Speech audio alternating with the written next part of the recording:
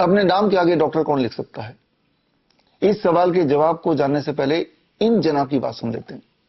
क्या सभी लोगों को योगी जी की बात सुननी चाहिए। ये पढ़िए कि रवि किशन जी आए थे, कहने लगे आपने मुझे बताई नहीं थी। मैंने पूछा क्यों? इस पे बोले कि पीएचडी की उपाधि मिली है। मैंने कहा मानद उपाधि है। मानद उपाधि क्या होती है? Honorary PhD. जैसे किसी को मिली है, सचिन तेंदुलकर है, विद्या बालन है, बहुत सारे लोग हैं जो कॉलेज के अंदर गए तो नहीं, लेकिन उनको पीएचडी की दे दी गई। ठीक है, आगे कहते हैं, फिर कहने लगे प्रोफेसर लिखूंगा। मैंने कहा प्रोफेसर लिख नहीं सकते। योगी जी बिल्कुल सही कह रहे हैं, वो प्रोफेसर नहीं लिख सकते, जिस तरह से ये डॉक्टर भी नहीं लिख सकते। ऑनरी पीएचडी किया हुआ बंदा अपने नाम के आगे डॉक्टर नहीं लिख सकता। बोलने में बोल सकता है।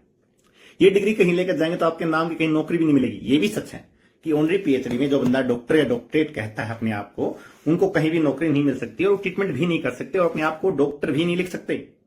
नहीं लिख सकते। मैं क्यों कह रहा हूं? क्योंकि इस देश में बहुत सारे लोग हैं जो ऑनरी पीएचडी कर लेते हैं। पहले बड़े बड़े लोगों को मिलती थी, आजकल 2-2 लाख में मिल जाती है। किसी को चाहिए, देखो 12th पास हो, मैं दिलवाऊंगा उसको डिग्री। बहुत ही आसान बात है। किसमें चाहिए? डायबिटीज में चाहिए, बीपी में चाहिए, शुगर में चाहिए, थायराइड में चाहिए, कैंसर में चाहिए। समझ गए? हैं ऐसे भी आपके सामने, नाम आएगा डॉक्टर दिस एक्सपर्ट, वो ज्ञान दे रहे हैं। सरकार की अभी नाकामी है कि सरकार इन पे कंट्रोल नहीं कर पा रही।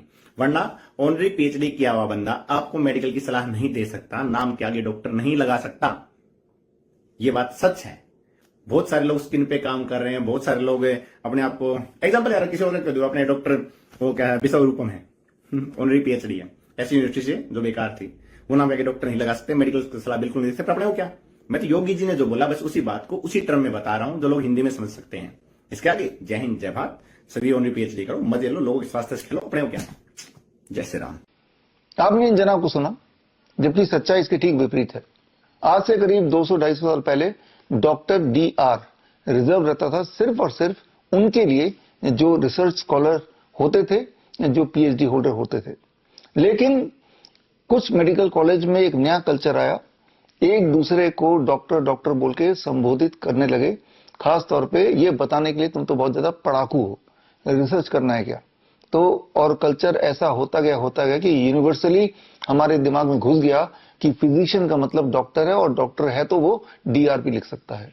जबकि आज भी इस दुनिया में कई सारे देश हैं जहां पे फिजिशियन, इनकी तरह फिजिशियन अपने नाम के आगे डॉक्टर नहीं लिख सकते। अगर डॉक्टर वही लिख सकता है जो ऑलरेडी डॉक्टरेट हो या PhD होल्डर्स हो। इन देशों के नाम ले लेता हूं, जर्मनी, ऑस्ट्रिया, स्विट्जरलैंड, डेनमार्क, ये कुछ एक देश हैं जहां पे MBBS MD के आधार पर अपने नाम के आगे डॉक्टर तो छोड़िए, बल्कि पूरे दुनिया में इस तरह के जनाब जिन्होंने भारत से MBBS MD किया है, वो किसी और देश में जाके प्रैक्टिस तक नहीं कर सकते। 2-4 देश को छोड़ के, जैसे भूटान है, मालदीव है, म्यांमार है, यहां तो कर सकते हैं, लेकिन इसके अलावा अधिकतर देशों में जाके प्रैक्टिस भी नहीं कर सकते। डॉक्टर लिखने की बात तो छोड़ ही दीजिए। अब जरा मैं अपनी बात कर लेता हूं। जो लोग PhD होल्डर होते हैं, ऑलरेडी PhD होल्डर होते हैं या नेचुरोपैथी से जुड़े होते हैं, उनके ऊपर किसी भी तरह का कोई भी रिस्ट्रिक्शन नहीं है। वो दुनिया में कहीं भी जाके अपना काम शुरू कर सकते हैं। मैं प्रूफ के साथ बताता हूं। भारत से शुरू करते हैं। आप देख रहे हैं स्क्रीन पे, जो वो कोरोना काल था, कोरोना का ढोंग था, उस वक्त पूरे देश का जो सबसे बड़ा प्राइवेट कोविड सेंटर या फ्लू सेंटर था, आप यहाँ पे स्क्रीन पे देख रहे हैं, वो हमने स्टार्ट किया था। उस वक्त के MLA, आज के MP नीलेश लंकेश जी के मदद से। और आप अभी स्क्रीन पे देख रहे हैं, ये नेपाल सरकार का ये पत्र है, और नेपाल में जाके भी हमने काम किया। और अब ये देखिए, ये वियतनाम से मिला हुआ ये उपलब्धि है।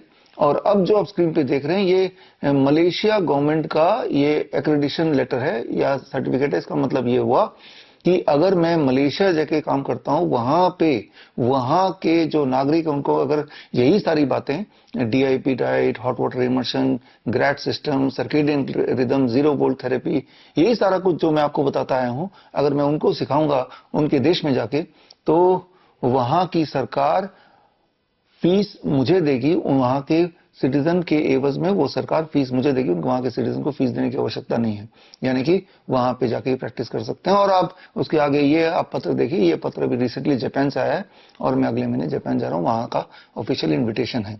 तो अलग अलग देश जाके मैं तो अपना काम करता ही रहता हूँ। कुछ उदाहरण मैंने आपको दे दिए। अब दोबारा से चलते हैं, इन्हीं जनाब की बात कर लेते हैं।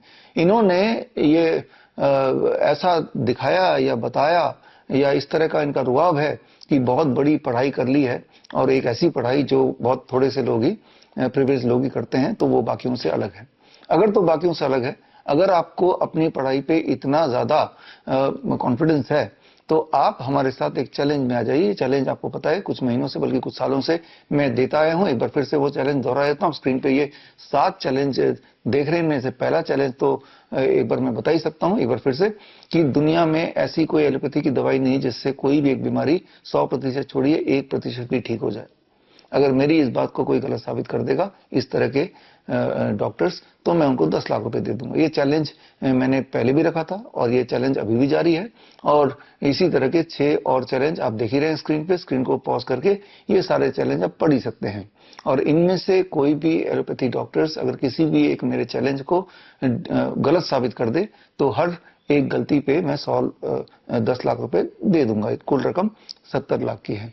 7 मार्च को ये चैलेंज हमने LTG ऑडिटोरियम रखा था। तब भी मैंने आह्वान किया था कि जो एलोपैथिक डॉक्टर्स हैं वो इन चैलेंज को स्वीकार करें। अभी तक तो किसी ने किया नहीं। फिर मैं 12 मई को दोबारा से चैलेंज की घोषणा कर रहा हूं। 12 मई 12 बजे मेरे ऑफिस में, IMT Faridabad, sector 68, plot number 413A। यहाँ पे आपका स्वागत है। 12 बजे आइए और लाइव डिबेट कीजिए। सामने 100 कैमरे होंगे, उनमें से 25 कैमरे तो लाइव होंगे सोशल मीडिया में, चाहे वो फेसबुक हो या यूट्यूब हो। और ये जो चैलेंज है 7 चैलेंज, इसके अगेंस्ट अगर आपके पास कोई सबूत है तो वो सबूत आप दिखाइए और मैं भी देखूंगा, दुनिया भी देखेगी। और हमेशा के लिए आपका जो एक मुहिम है मेरे अगेंस्ट, ये खुलासा करना या एक्सपोज करना, वो आपके लिए हो जाएगा और दुनिया देख लेगी कौन सच है कौन झूठ है। तो ये आपके लिए बहुत बड़ा मौका है, ये साबित करने के लिए, सिद्ध करने के लिए कि आप कितने विद्वान हैं, और ये साबित करने के लिए कि मैं जो भी बोल रहा हूं वो गुमराह कर रहा हूं या करता था या करता हूं। तो ये चैलेंज में कोई भी डॉक्टर अगर पार्टिसिपेट करना चाहते हैं तो फिजिकली आपका मैं स्वागत करता हूं। और स्क्रीन पे दिया हुआ जो ईमेल आईडी है bishrup@bishrup.com, यहाँ पे आप अपना डिटेल भर दीजिए, आपका नाम, आपका ईमेल आईडी, आपका फोन नंबर, ताकि हमें पता रहे कि आप आ रहे हैं। हम आपके स्वागत करेंगे और लाइव डिबेट होगा। जनता देखेगी, जनता डिसाइड करेगी कौन सही है कौन गलत है। अब इनके पास एक बहाना होगा कि हमारे पास इतना समय थोड़ा ना कि भाई हम आएंगे आपसे डिबेट करेंगे। हाँ, समय नहीं है, लेकिन सिर्फ समय इस बात का है कि आपको मेरे वीडियोस देखने का समय है, वीडियो पे चिंतन करने का समय है, उसके अगेंस्ट वीडियो बनाने का समय है। जैसे आपने ये वीडियो बनाया, या इस तरह के और डॉक्टर्स जो लगातार वीडियो बनाते रहते हैं। लेकिन जब मैं बोलता हूं कि सामने आके डिबेट कीजिए, तो अब समय नहीं है। तो खैर, आपका काम मैं फिर आसान कर देता हूं, आपको आने की जरूरत नहीं है। आप जूम के माध्यम से लाइव जुड़ सकते हैं, और अगर जूम के माध्यम से जुड़ना चाहते हैं तो भी आप bishrup@bishrup.com में अपना डिटेल भेज दीजिए, अपना नाम, अपना फोन नंबर, अपनी ईमेल आईडी। मैं आपको जूम लिंक भेज दूंगा और 12 बजे आप लाइव होंगे, स्क्रीन पे होंगे, मैं तो सामने होऊंगा ही, और आपको आने की भी जरूरत नहीं। और आप अपने सबूत तैयार रखिए, और मैंने अपने सबूत तैयार रखे हैं पहले से ही। मेरी एक किताब रिलीज हो रही, किताब का नाम है मेडिकल सुपरस्टिशंस, और इस किताब में जो मैंने बातें बताई हैं, वो 7 चैलेंज, उसके सारे सबूत उस किताब में दिए हुए हैं। ये किताब 12 मई को 12 बजे मैं रिलीज कर रहा हूं, और इस किताब के माध्यम से आप तक, यानी कि जनता तक, सच मैं पहुंचाना चाहता हूं। और सच सामने आएगा तो आप देखेंगे कि ये सफेद कोट के पीछे का काला सच, सफेद कोट के पीछे का काला सच बोलें, या ये बोलें कि रबर ट्यूब वाले डॉक्टर, ये जो रबर ट्यूब आपने लगाया हुआ है, इसकी क्या जरूरत है इंस्टाग्राम पे रील बनाने के लिए? क्या जरूरत है लाइव करते वक्त? यहाँ आप बीच में बोल रहे हैं, कोई पेशेंट थोड़ा ना सामने आ जाएगा जिसकी आपको कोई ना कोई डायग्नोसिस करनी होगी। आपने ये गौर किया होगा, सब लोगों ने गौर किया होगा कि इस तरह के जो एलोपैथी डॉक्टर हैं, न जाने क्यों हर पल किसी टीवी शो में या फिर इस तरह के इंस्टाग्राम रील में, या इवन सब्जी बाजार में जाते हुए भी अपना स्टेथोस्कोप यानी कि वो रबर ट्यूब लगा के घूमते रहते हैं। ऐसा प्रतीत होता है एक जनरल मास को कि पता नहीं एक ऐसा एक जादुई डायग्नोस्टिक टूल है जिसकी मदद से डॉक्टर को आपके अंदर के सारी बातों को पता कर लेते हैं, पता चल जाता है, और उसके बेसिस पर इलाज होता है। ऐसा कुछ दिमाग में फिट किया हुआ है, ऐसा कुछ एक माहौल ऑरा इस स्टेथोस्कोप का बनाया हुआ है। क्या ऐसा ही है? एक्चुअली स्टेथोस्कोप को आए इस दुनिया में करीब 210 साल हो गए हैं, यानी कि स्टेथोस्कोप के रेलेवेंट बहुत सारे ऑब्जर्वेशन स्टडीज, हजारों ऑब्जर्वेशन स्टडीज धरातल पे मौजूद हैं। वो ऑब्जर्वेशन स्टडी कभी आपने देखा है? मैंने देखा है। वो ऑब्जर्वेशन स्टडी अगर ध्यान से देखेंगे तो आप हैरान हो जाएंगे, शॉक्ड हो जाएंगे, और एक ही चीज आप कंक्लूड करेंगे, और वो कंक्लूजन ये कि ये जो स्टेथोस्कोप से जो वो सुनते हैं या सुनने की कोशिश करते हैं, सुनना चाहते हैं, या ये दिखावा करते हैं कि उनको कुछ सुनाई दे रहा है, उसके एवज पे वो डायग्नोस कर पा रहे हैं on the basis of what they are hearing, तो ये कितना रिलायबल है? ये सिर्फ उतना ही रिलायबल है जितना कि एक कॉइन टॉस होता है। यानी कि मैं आपको पूरा क्लियरली बता रहा हूं, मान लो 100 निमोनिया के पेशेंट बाहर खड़े हैं ओपीडी के बाहर, और इन जनाब को अगर मैं बोलूं कि आप, उनको पता नहीं कि निमोनिया के पेशेंट है, आप अपने स्टेथोस्कोप के बेसिस पर डायग्नोस करके दिखाइए इनमें से कितने निमोनिया के कितने पेशेंट्स को निमोनिया है। तो एक तरफ, दूसरी तरफ कोई रैंडम आदमी को मैं कॉइन दे दूं और बोलूं कि कॉइन की मदद से आप टॉस करके बताइए इनमें से कितने को निमोनिया है। तो कॉइन टॉस में तो अगर हेड मतलब निमोनिया, तो लगभग 50% को वो बोल देगा रैंडमली इनको निमोनिया है, यानी कि उनका जो सक्सेस रेट है, सेंसिटिविटी बोलते हैं, दैट इज 50%। अब ये जनाब अपने स्टेथोस्कोप का यूज करेंगे और ये कितने परसेंट लोगों को राइटली डायग्नोस कर पाएंगे कि ये निमोनिया है? आप शॉक्ड रह जाएंगे कि 50% से भी कम, 50% से भी कम। तो मैं आपको ये बताना चाह रहा हूं कि जैसी दुनिया दिखती है ये व्हाइट कोट की दुनिया, वैसी वो है नहीं। और वो जो बातें हैं जो मैं बोल रहा हूं, मैं कोई अपनी इमेजिनेशन से नहीं बोल रहा हूं, मैं इसी मेडिकल साइंस के रेफरेंसेस को यूज करते हुए बोल रहा हूं। और ये सारे सबूत मैं 12 तारीख को 12 बजे आपके सामने लेके आने वाला हूं। तो हम, मेरे व्यूअर्स, मेरे स्टूडेंट्स, मेरे फॉलोअर्स और मेरे पेशेंट्स, आप सब जुड़िए मेरे साथ 12 तारीख को दोपहर को 12 बजे at the release of my book, that is medical superstition. और मैं आपसे पूछना चाह रहा हूं, क्या आपको लगता है इस बार, अपने राय कमेंट में लिखिए, क्या आपको लगता है कि इस बार कोई ना कोई एलोपैथी डॉक्टर या रबर ट्यूब वाले डॉक्टर मेरे चैलेंज को स्वीकार करेंगे? आप हाँ या ना में, या अपना जो भी आपका है वो आंसर वो कमेंट बॉक्स में लिखिए।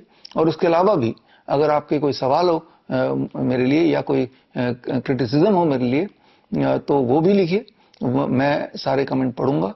और अगर कोई सवाल है तो मैं कोशिश करूंगा कि जब 12 तारीख को 12 बजे लाइव होगा तो उन सवालों को भी मैं लूं। तो खैर, हम मिलेंगे दोपहर को 12 बजे ऑन 12th of May।